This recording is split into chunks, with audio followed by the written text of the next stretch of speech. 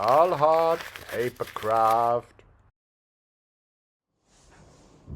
Hello, I'm Chris from Stahlhardt Papercraft, and today I want to introduce to you a model of the Panavia Tornado by Scissors and Planes, and I have actually 3 around here. So this one was actually scaled up to 160, and here I have 2 in 1 to 115. The actual scale of the model, if you print it as is 1 to 100, but this model is very convenient for scaling up and down. And let's have a look at the model pages first. So if you look at ecardmodels.com, which is where I got my copy of this model, you will see that there are quite a few versions available. So if I search for Panavia Tornado, I'll get here. This is the air defense variant, which is, of course has a longer nose, because it's the fighter version or interceptor version, and only has the Royal Air Force and Italian Air Force. Then we have 2 Royal Air Force versions with Gulf War, of which one is this one, which actually includes more details. So if you look at it, it has more details on the wings, and it has air brakes. The canopy design is a bit different, and it has also drop tanks and other outer stores. Another Gulf War variant. Then here is Italian. This bundle is with Italian Air Force and Saudi Arabian. And this is the one I got with Bundesmarine and Bundesluftwaffe. And then you have Royal Air Force, and then at the end of the search list you have the TSR. I have no idea why the TSR comes up here. Maybe because the Tornado replaced it. This one is the prototype 2 version, which has actually, you see on the Royal Air Force on the one side, and then the three roundels together on one side. This is included in several of the bundles. Here we have the Bundesmarine version, the German Navy, which is of course gray with the anchor on the intake. This is the later German version, which is all gray, so low visibility. And this is also the late livery Tornado ECR, which has some additional part here, obviously, which seems to be pretty much the only difference except for the livery. Okay, and this is the version which I also scaled up to 1 to 60. So the great thing about this model, why I said it's great to scale up, is because it's vector based. So that means however big you make it, it will never get pixelated. Okay, yeah, the lines will become a little bit big at some point. And of course, the detail of the model, at a certain size will probably be not so great, because it's originally supposed to be in 1 to 100. So here we have the main fuselage, of course. Then the exhaust here. Those are the wing gloves, and as I said, the problem is here that they are a little bit loose. You will see that in the model in a moment. The canopy and the backbone. Then the wings, which has this little triangle that you cut out to plug this tab through it, where you can then have the wings swinging.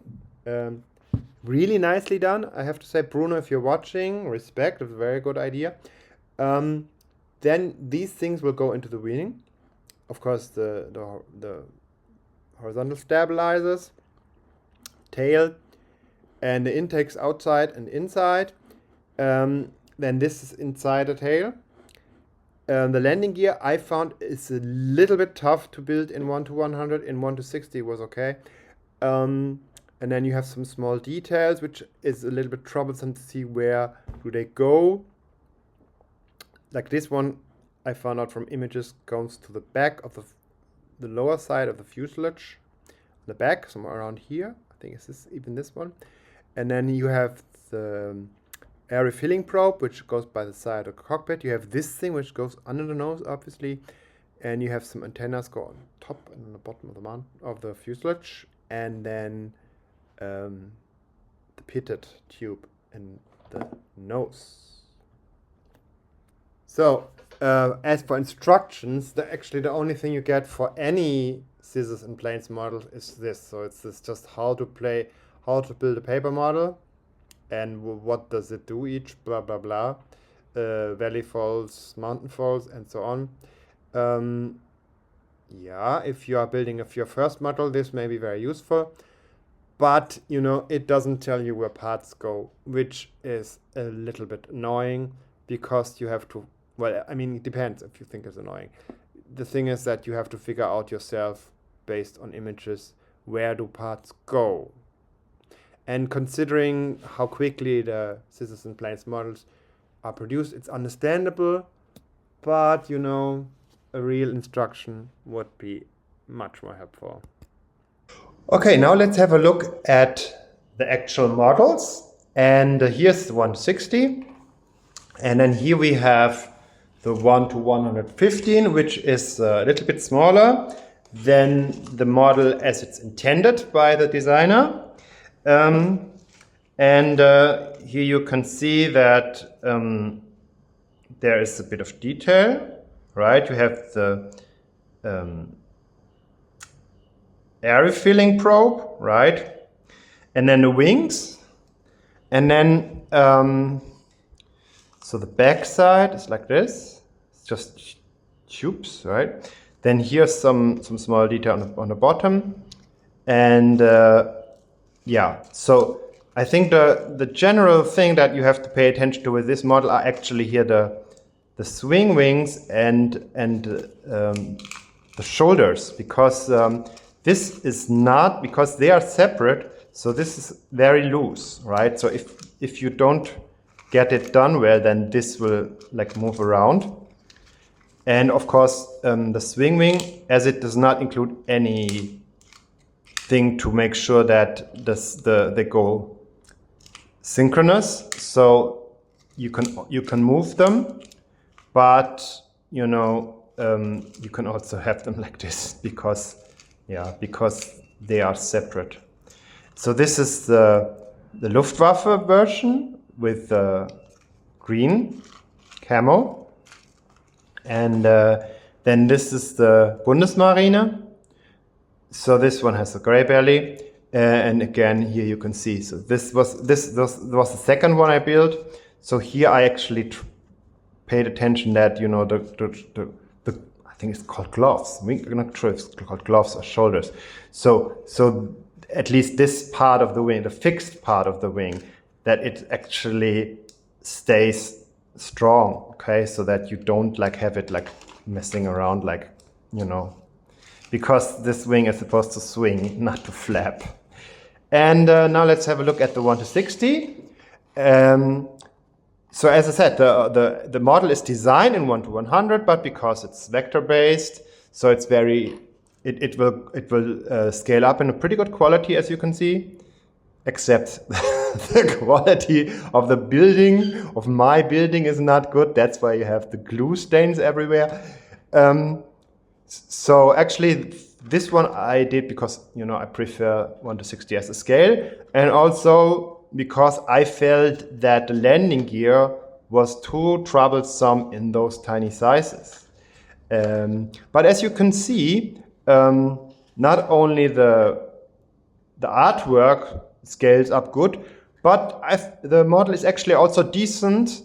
I mean, considering that it's done for 1 to 100, it actually comes out pretty decent in this bigger size. I don't know if it would, how good it would be if you would like scale it up to 1 to 32 or 36.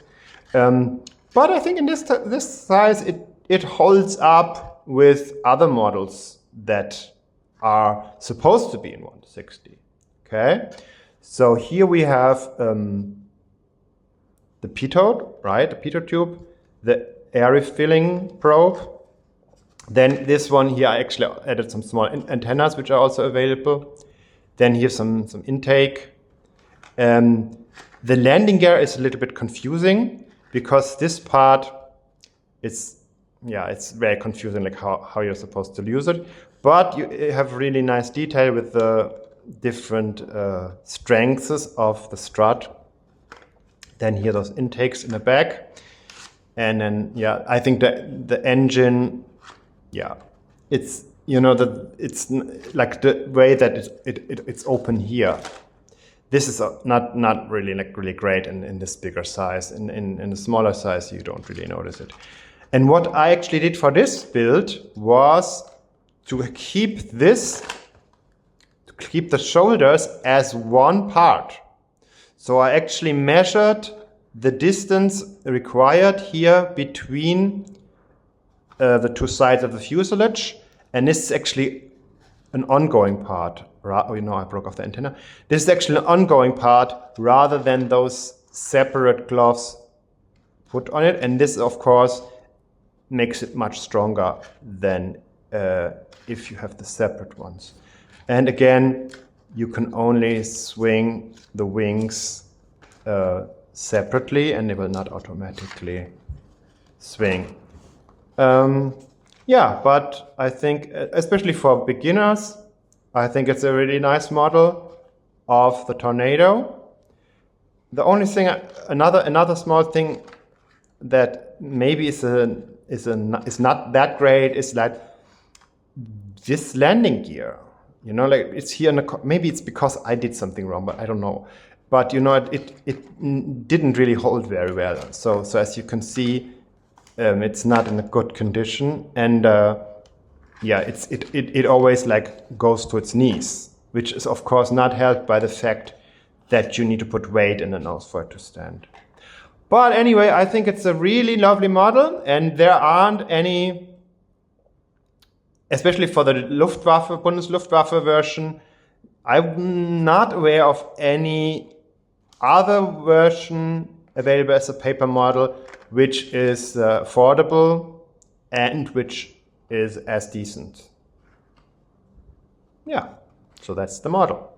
So this is the model of the Panavia Tornado, and if you want to try to build it yourself, as you have seen, there are many different versions. You can get it from ecardmodel.com. Actually, I also had to pay to get it, and I'm not getting anything to introduce it. Yeah, so that's all for this time. Thank you for watching.